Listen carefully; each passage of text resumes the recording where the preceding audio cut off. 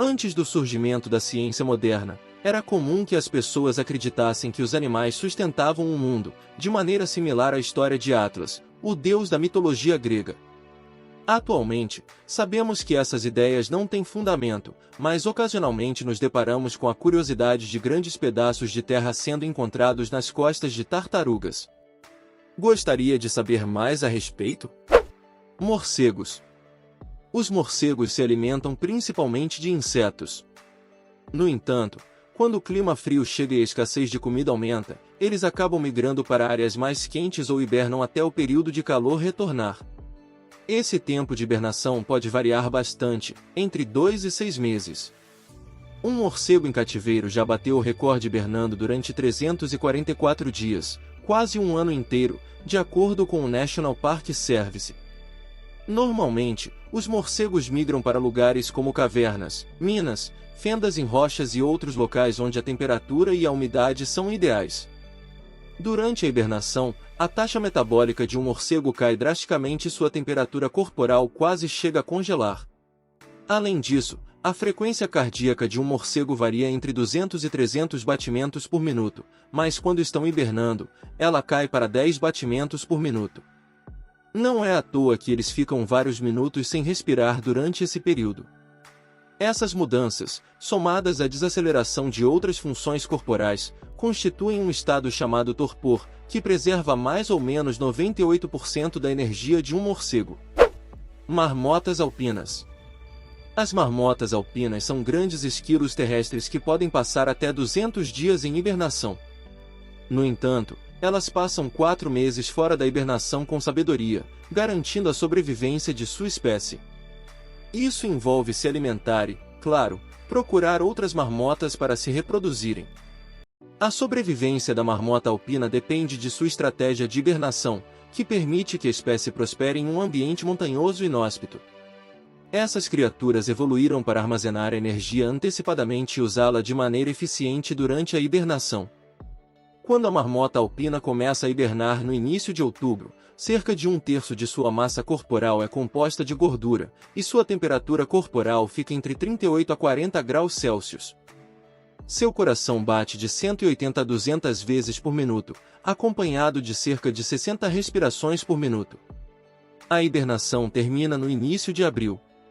Durante o processo, a hipotermia fazendo os batimentos cardíacos caírem para 28 a 38 e a respiração diminui para 1 ou 2 vezes por minuto, enquanto a temperatura corporal cai abaixo de 5 graus Celsius. Tartarugas. Esta tartaruga comum é uma das muitas tartarugas que os cientistas vêm monitorando nos últimos 10 anos. Todas elas carregam sensores, e pesquisas rastreiam seus movimentos em tempo real.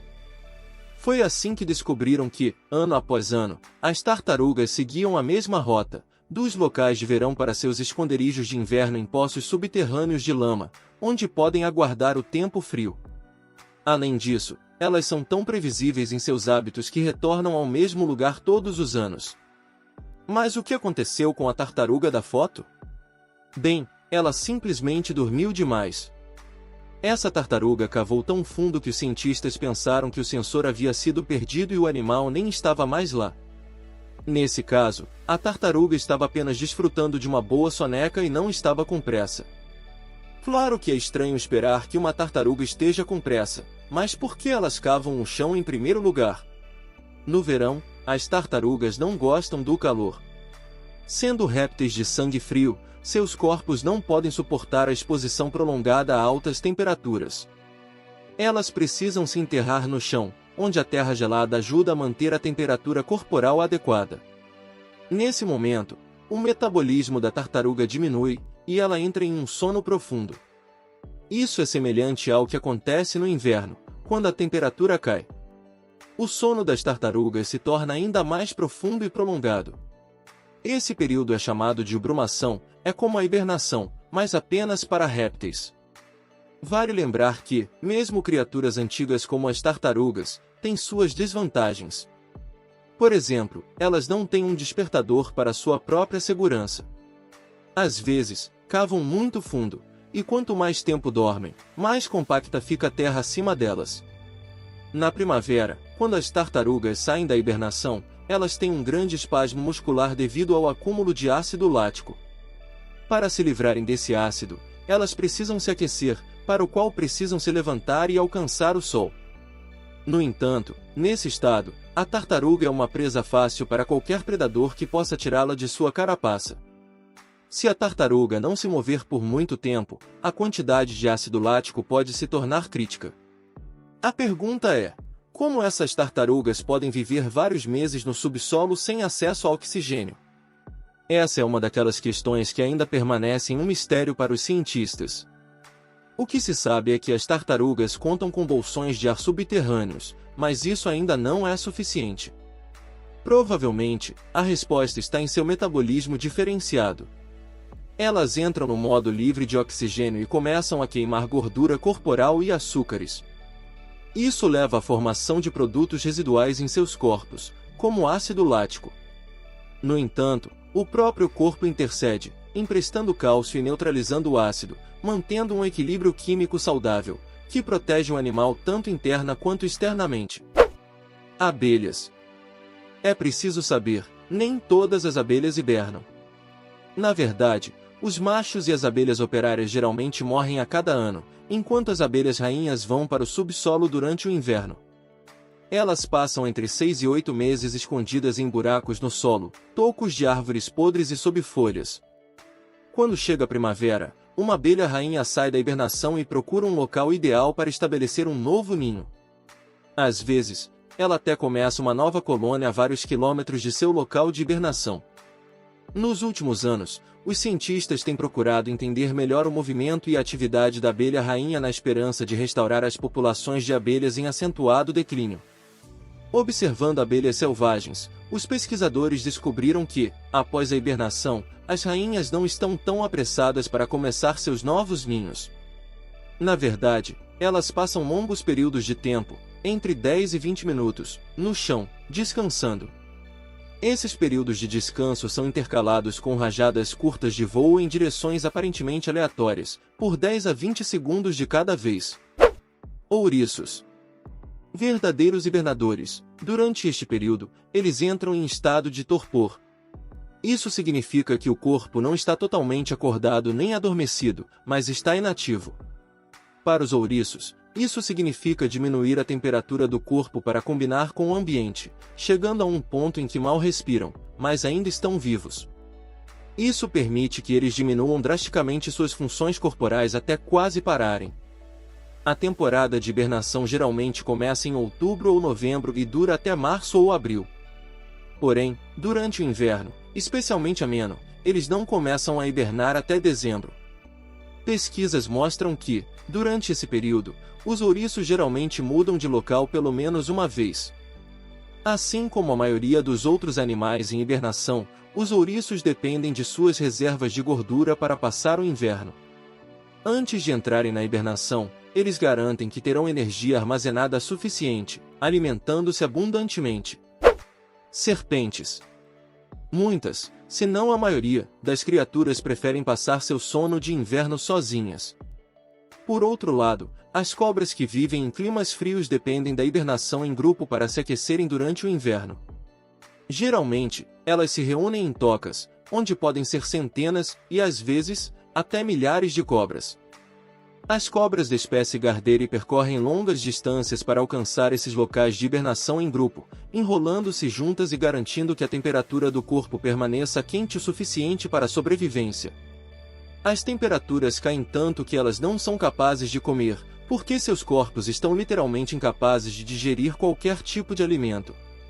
Além de hibernar juntas, as gardeires também acordam juntas quando a primavera chega e o clima esquenta, ou mesmo em um dia especialmente quente durante o período de hibernação. Elas saem ansiosamente de suas tocas conjuntas para aproveitar a luz do sol. Afinal, você não faria o mesmo depois de passar meses nos confins escuros e apertados de uma habitação superlotada? Apesar de ser terrivelmente assustador assistir a essas cobras saindo da toca, elas não são venenosas, atingem no máximo 1 metro de comprimento e são bastante inofensivas, mesmo em grande número. Urso.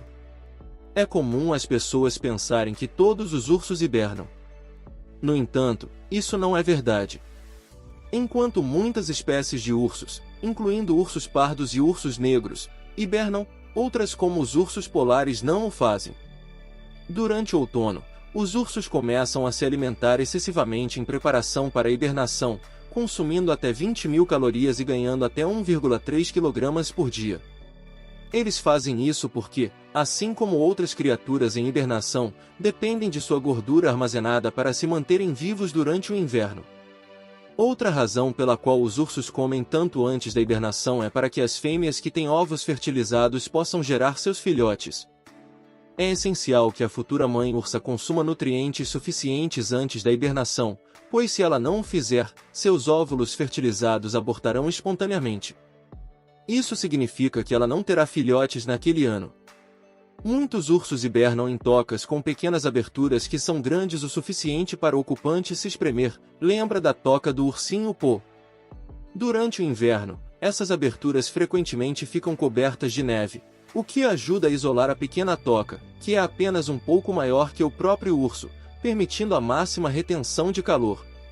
Os ursos hibernantes também sofrem torpor, o que envolve a redução severa da temperatura corporal e da atividade, permitindo que gastem sua energia armazenada com sabedoria e eficiência enquanto ficam sem comer durante toda a temporada. O torpor é o que diferencia os ursos em hibernação dos ursos em tocas, incluindo os ursos polares que não hibernam. As ursas polares grávidas dormem, mas sua frequência cardíaca e temperatura corporal permanecem normais para manter seus filhotes aquecidos. Além disso, os ursos polares em hibernação também não comem, em vez disso, eles dependem de suas reservas de gordura para passar pela temporada. Caramujos. Quem imaginaria que certas espécies de caracóis terrestres, principalmente as do hemisfério norte, hibernam? Geralmente, esses períodos acontecem entre os meses de outubro e abril. Os caracóis se mantêm hidratados durante a hibernação, selando a abertura da concha com uma camada de muco seco chamada epifragma. Durante esse processo, eles reduzem o uso de energia quase que totalmente e ficam sem comer. Alguns caracóis são conhecidos por hibernar por anos a fio, particularmente em áreas com pouca chuva. Isso não é surpreendente, considerando a tendência dos caracóis de dormirem regularmente por entre 2 ou 3 dias de cada vez, o que é muito mais do que a maioria dos animais. Lêmures. Os lêmures anões de cauda gorda, também conhecidos como lêmures de Lêmuria, são os únicos primatas do mundo que passam longos períodos em torpor.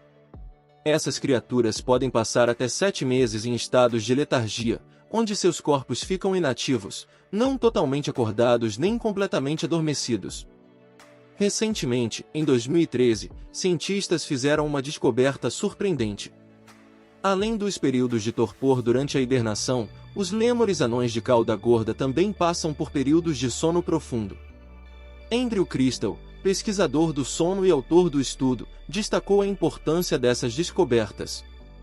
Considerando que os lêmures estão vagamente relacionados aos primatas humanos, essas informações não apenas revelam mais sobre esses pequenos primatas, mas também têm potencial para nos ensinar sobre os ciclos de sono e as necessidades dos seres humanos.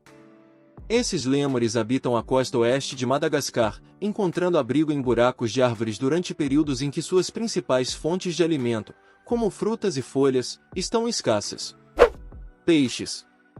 Ao contrário dos outros animais mencionados nesta lista, os peixes aqui descritos já estão mortos. Mas por que estão sendo mencionados? No inverno, quando a camada de gelo cobre lagos, por exemplo, a luz solar penetra muito pouco na água. Isso impede que algas e plantas aquáticas realizem a fotossíntese, levando a uma queda nos níveis de oxigênio na água. Embora vivam debaixo d'água, os peixes reduzem drasticamente seu consumo de oxigênio durante o inverno. No entanto, em casos de invernos prolongados, como ilustrado na foto, os peixes são forçados a subir em direção à superfície em busca de ar. Esse comportamento arriscado ocorre na esperança de obter pelo menos um pouco de oxigênio, mas acarreta o perigo de congelamento ou sufocação, levando à morte.